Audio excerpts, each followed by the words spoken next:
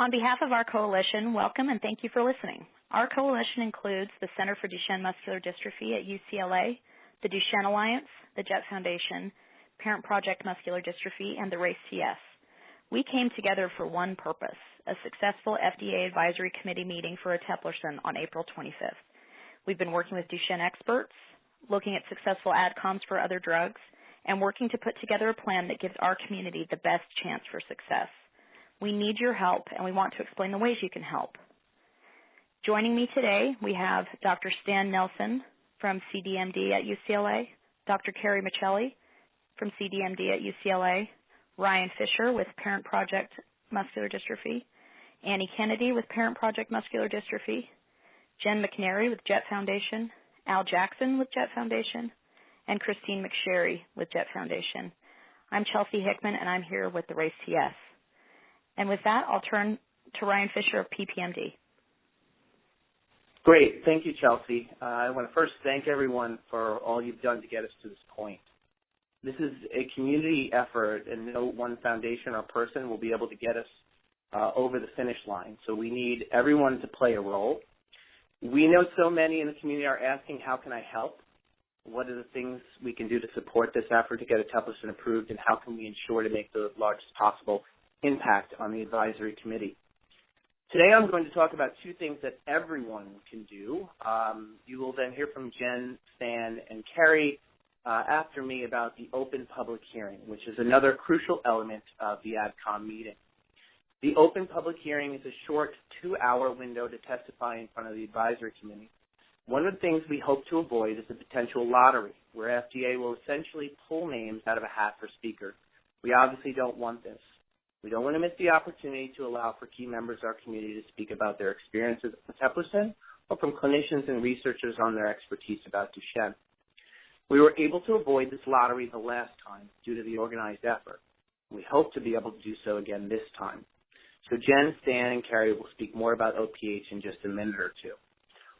I am first going to spend some time talking about two things that everyone listening to this webinar can do to help with the AdCom. Two very powerful actions. One is attend the AdCom in person, and the other is by submitting a written testimony to the advisory committee. Both of these actions are important to ensuring the full breadth of our community's voice is represented and heard by the advisory committee and the FDA. I'm going to begin with some details around attending the AdCom in person. As you all are well aware, the advisory committee meeting has been rescheduled for April 25th, 2016, and will take place from 8 a.m. to 5:30 p.m. at College Park Marriott in Hyattsville, Maryland. As many of you are aware, we were already expecting a history-making size crowd at the January 22nd AdCom. We believe the change of venue reflects that, and it appears the FDA decided to move the venue in order to ensure they can accommodate as many people as possible.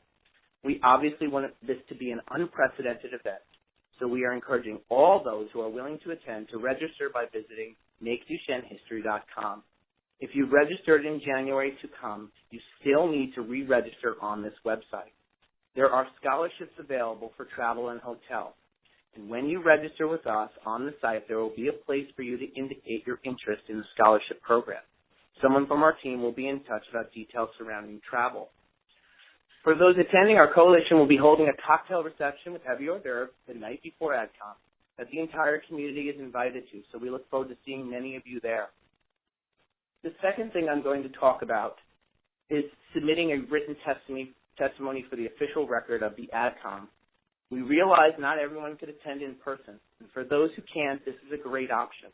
We cannot stress enough how important it is for the members of our community to submit a testimony in written form. This is the perfect vehicle for everyone to participate in the AdCom, and that applies to both those unable to attend and those able to attend. Again, this is for everyone. Last time, for the January AdCom, we had a little over 100 submissions. We hope for even more this time around. So in order to help with drafting your testimonies, PPMD created helpful guidelines on our community site listing things to think about when drafting your remarks. You'll see the web address there. This really is an important opportunity to inform the advisory committee about how Duchenne impacts you and your family, why we need options for patients, and the extreme urgency of now. Tell your story. The most powerful weapon we have in our arsenal is our voice. so I implore you to use it.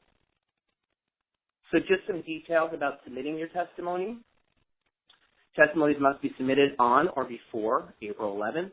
You can email your submission to the designated FDA contact, Moon Choi, whose email is listed on the slide. You can find all these details on the PPMD community site. Finally, we hope you will consider copying our coalition on your submission email, as we are compiling all testimonies to display on social media and other outlets. If anyone's interested in questions or comments about written testimony, you can feel free to reach out to us directly. Now I'd like to turn it over to Stan, Carrie, and Jen, who will talk about the open public hearing. Very good. Thanks, Ryan. This is Stan Nelson. I'm from the Center for Duchenne Muscular Dystrophy at UCLA, and I'm here with Carrie Michelli, also from the Center for Duchenne Muscular Dystrophy at UCLA.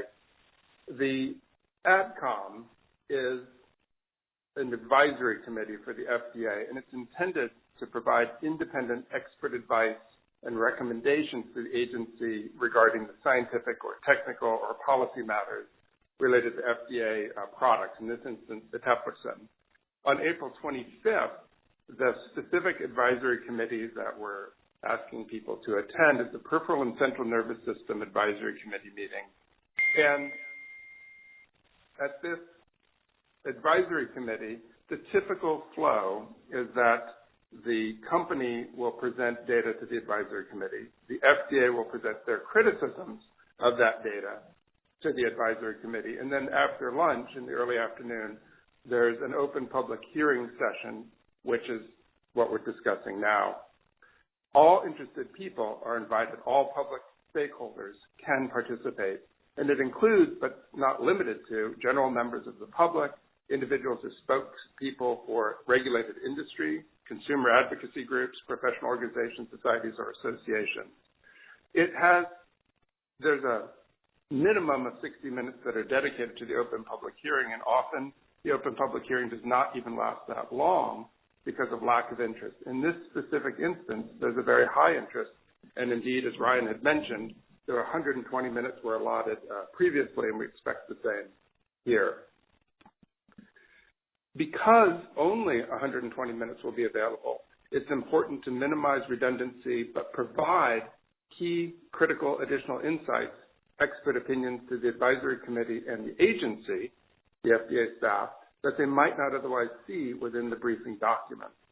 So there's several types of information that's most likely to be impactful, and this includes testimony from patients affected by the disease, subjects who are part of the experimental trial for eteplirsen, and these testimonies give important information on the impact of daily life that's not necessarily available to the advisory committee or the FDA agency from the document. So in terms of the input that we hope to get at the open public hearing, an important aspect is hearing from scientists and physicians who are able to interpret the data presented either in the briefing documents ahead of time or during the discussion at the advisory committee itself. And the goal would be to have an array of physicians and scientists that could cover all the potential issues we intend or imagine may come up. So included in the group of people we are, as a group, trying to organize are physicians and DMD expert physicians who know the natural history of Duchenne with and without steroids, with and without physical therapy, and who can provide commentary to the advisory committee on sharing their knowledge and what the field in general believes. We need DMD expert physicians who are actually the treating physicians of the boys who are on the eteplirsen trials and have seen those children progress. We need DMD expert physicians who are serving as the investigators on the eteplirsen trials, so they can comment on their experience. And finally, we're also hoping to get a number of basic and clinical scientists who are experts in Duchenne, as well as some more technical aspects like dystrophin restoration, dystrophin quantification, and our knowledge base of what exon skipping in human and animal models are, so we can begin to put the data presented in context with the literature and assess the robustness of the data being presented.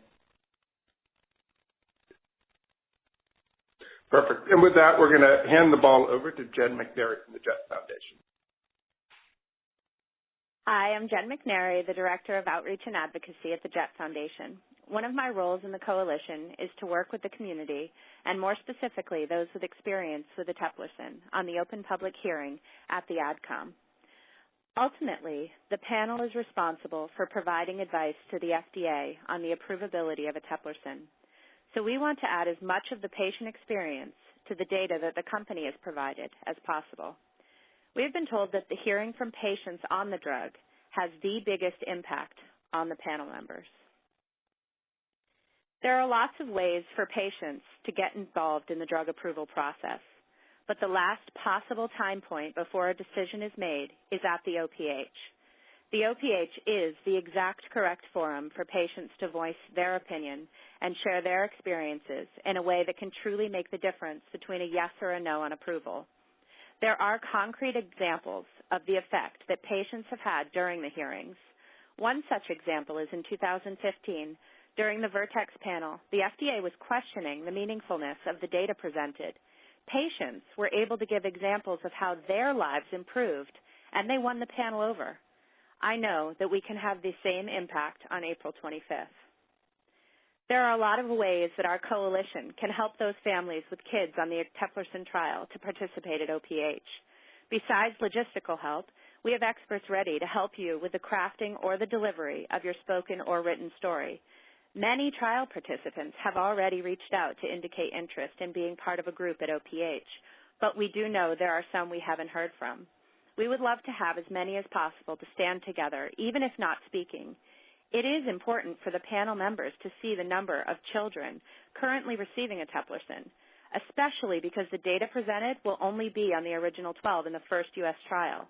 If you need any support at all, please do contact us for help. Sharing your personal story at OPH is part of building the total eteplirsen story. Hearing from you can help the panel get a better picture of how eteplirsen is affecting your child's quality of life.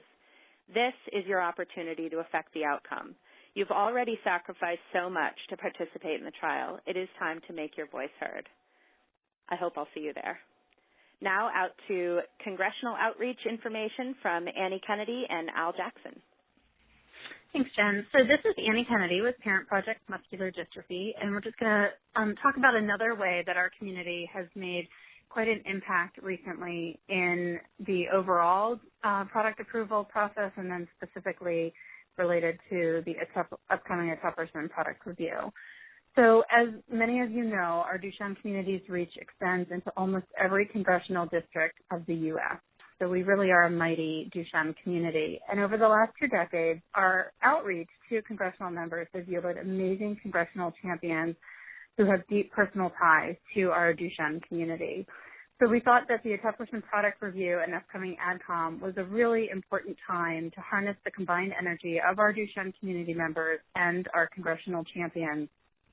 In addition, over the last couple decades, as many of us know, Congress has worked to authorize and employ infrastructure that has helped to yield and incentivize the research, clinical, and development space that has yielded many of the therapies that are coming through the pipeline, and then most specifically, the current review of eteplirsen. Related to this upcoming regulatory review, Congress has provided FDA explicit authority that we and Congress felt would apply to the upcoming review. So Al is going to spend just a couple minutes talking about our community's recent incredibly successful congressional outreach effort in the House of Representatives related to the upcoming review, and then we'll talk about a complementary effort that's about to happen in the Senate. Al? Thanks, Annie. Let me start by first echoing what others have said. Thank you to all of you who helped with the effort to get 106 signatures, actually a total of 109, including our original sponsors, signatures on a letter to the FDA.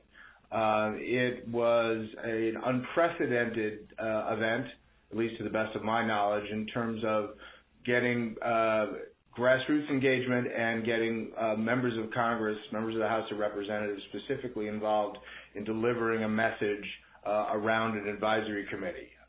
It happened because of your commitment, and it's your commitment not only over the last couple of weeks and months, but the work that you have done over the last many years educating your members of Congress about Duchenne and about the challenges that we are facing every day, not only medically, but also in terms of getting safe and effective treatments through the agency. So a big thank you to everyone for that effort. The effort was led by Congressman Mike Fitzpatrick from Pennsylvania. We also know that Congressman Fitzpatrick is anxious to continue to be involved in this process, and we know he will be as the advisory committee process moves forward. I just wanted to let you know what this letter said specifically because its focus was on the process. Its focus was on making sure that the FDA, as this paragraph says, as the FDA continues its review of a potential new therapy for Duchenne muscular dystrophy, we urge the agency to utilize all available tools, resources, and authorities to accelerate the process of delivering safe and effective treatments to patients. That's important language because, again, of the focus on the process and on the tools that Congress has provided to the FDA rather, as we move forward. The paragraph below that is specifically related to FDASIA, the Food and Drug Safety and Innovation Act, again reminding the FDA and in particular the members of the advisory committee who may not be as aware of the flexibility and the tools that Congress provided in FDASIA to understand and know what they have at their disposal and to encourage them to use that. We believe strongly that this sort of effort has been important in getting us as far as we have gotten, and we hope and believe that it will help us get to the next stage in this process. Annie? So we're doing a follow-on letter, if you will, from the Senate, and we have not received a response to the House letter at this time. So this is actually really good timing to have the Senate send a letter over to the FDA as well. The letter will likely be very similar. The Senate is finalizing their draft of the letter. The letter is being led by Senators Wicker and Klobuchar, which many of you know have been longtime champions of our community, and also with a lot of influence and assistance from Senator Warren, and the original signers of the letter are signing on as we speak. So in the coming days, we will now be turning back to our community and activating our grassroots outreach to ask you to reach out to your senators and ask them to sign on and be a part of this letter. So you can watch for those alerts. We will probably have a pretty quick timeline for the turnaround of that letter so that that letter then can go to the FDA and seek a response to both the House and then Senate letters. So, again, we thank our community for, again, the decades of outreach and relationship building with both the House and the Senate so that they understand our issues and that when they vote on issues or they think about policies, they're thinking about it through the lens of the families they know who are affected by Duchenne.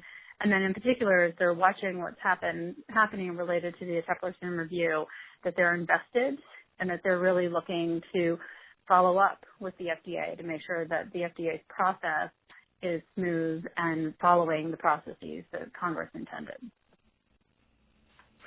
So I think you're going to take it, Al, now to talk about media. Absolutely. Yeah, thanks, Annie.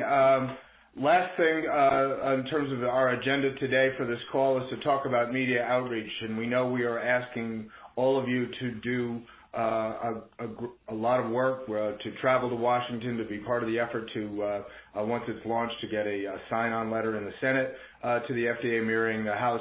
But we also want to make sure that all of your great work does not go unnoticed, that we're doing everything that we can to make sure that we're creating the appropriate echo chamber, if you will, to surround FDA, to give them permission to say yes, to make sure that they know and understand that there is great interest out there in this effort. And part of the way to do that, obviously, is by leveraging media. We want to reinforce the key messages that were included in the Congressional letter that will be part of the messages that you'll be delivering as part of the OPH. Remind the FDA of the very broad support for Eplerson, and importantly, make that data real. Make sure that the reviewers on the advisory committee panel as well as at the FDA know and understand that this is not just data. The data is good. We believe in it. We believe it does what it needs to do to demonstrate safety and efficacy, but we also want to make sure they know and understand that their people's lives are being strongly impacted. Our focus, and why we're talking to you about this, is on local media, local TV stations, local newspapers, local websites that may be interested in or looking for content or covering these kinds of stories, thinking about reporters that cover healthcare, that cover science, and that cover lifestyle, because obviously this disease and your sacrifices around it to try and change the current status quo is an important part of impacting your life, and these human interest stories are very important. There are three buckets that we'd like to suggest to you. One is to try to have a story written about your efforts. Secondly, a possible letter to the editor, and third, a column or an op-ed, if you will, that might appear in a local newspaper or on a website. Our focus is on those of you who are traveling to Washington, because we think that makes the best story in all of this. So how to do this and what to do. And at the end of this, we will be letting you know that you'll be receiving or have access to a media toolkit, as well as to advice and counsel from the folks on the phone and others who can help you through this process. But it isn't complicated, and we want to make sure that you've got the tools that you need. So many of you have already got relationships with local reporters. These are folks that you should go back to and talk to them about what you're doing. Tell them that you're traveling to Washington. For many of you, for a second time, you'll be traveling to Washington, and I think the odds are very slim that we will face a blizzard this time for the advisory committee meeting, and invite them to write and talk about your family's story. You might also consider reaching out to new reporters, folks that you may have seen writing about similar conditions or challenges facing families in your local community. If they've written about something like this before, the odds are that that's a beat that they cover. That's something that they might well write about once again. And importantly, for all reporters, this is true for all of us, the easier we make it for them, the more likely it is that they'll do something we want them to do. So be a resource for them and make it as simple as possible for them to be able to write the story that we want them to write. Sorry, I went too far. When should you do it? You should start right now. While the advisory committee date is not till April 25th, you should begin to reach out to reporters and alert them of your plans to travel once you have them in place. This is the kind of story that may take a little bit of work to write. It's the kind of story that they may be able to turn to when it's if you will, a slow news day, and the paper or the website is looking for content. So the sooner you reach out and begin these conversations or renew these conversations once again, the better off you'll be. Plenty of lead time is absolutely essential. Before you reach out to reporters, prepare your own talking points. We'll be providing you with background and information about key messages. You will also want to obviously have your story in front of you so that you can tell this story, that this is not just about the disease, but it's about how it's impacted you and what you're doing about it and your passion in terms of trying to change the status quo. Those talking points that you develop may well turn out to be something very valuable as you adapt that story into a draft letter to the editor or to a column or an op-ed piece. Finally, how to do it. As I say, the Race to Yes Media Toolkit will be available once again to all of you. It gives you the templated information, the background information, and advice in terms of how to do this. It includes what's called a pitch letter, that essentially is a letter to or an email to a reporter that helps them understand what the story is and why they should be interested in writing about it, some guidelines for typical letters to the editor, and those key messages that we already talked about. This is not complicated. It will take some time, but you should not, just as many of you have started lobbying members of Congress and reaching out and doing things that you never thought you would do before, this is very simple because reporters will be interested in telling your story. Reporters are not going to ask you gotcha questions. This is not a situation where you should be afraid of anything. The opportunity is here for you to make sure that they understand what the challenges that you're facing and that the broader community is able to see and understand the impact that Duchenne has had and what you're willing to do to try to change that. All of us on this phone call will be here to help. The best and most effective way to reach us is at our Gmail address, which is makeduchennehistory@gmail.com. We strongly encourage those of you who are willing and able to do this. If you're traveling to Washington, let's make sure as many people know about it as possible. Chelsea? Thanks, Al, and thanks everybody who's participated today. As you can see, we have a lot of work to do. We need your help, and we really appreciate your willingness to help us achieve the goal of a successful AdComm meeting for Eteplirsen. There are lots of ways that you can help, and some of you will do more than one, and we are so grateful. If you want to get involved, if you have any more questions, you can contact any of today's speakers, or you can email us at makeduchennehistory@gmail.com to let us know how you'd like to help, and we'll be in touch. You can visit www.makeduchennehistory.com to see more information about events and other things. That's where we'll post updates. But thank you again for joining, and we hope to see everybody at the AdComm.